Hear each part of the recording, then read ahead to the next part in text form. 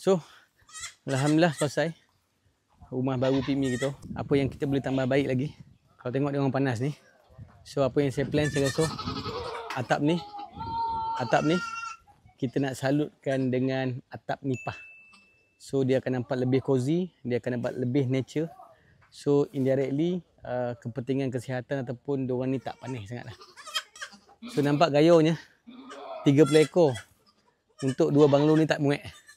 So nampak gayanya kita kena invest lagi 1-2 kandang lagi lah, untuk maybe 1 kandang untuk jantan, 1 kandang untuk dos yang tengah bunting borek, dan 1 kandang lagi untuk yang anak-anak dan ibu-ibu. So insyaAllah siapa berminat datang ke Kuala Ketapang, Kuala Selangor, boleh tengok sendiri, boleh pilih sendiri kau nak colour apa, kau nak black, kau nak grey, kau nak kuning, kau nak warna putih, nak tompok, semua ada kat sini. Kontak kat bawah. Assalamualaikum warahmatullahi wabarakatuh.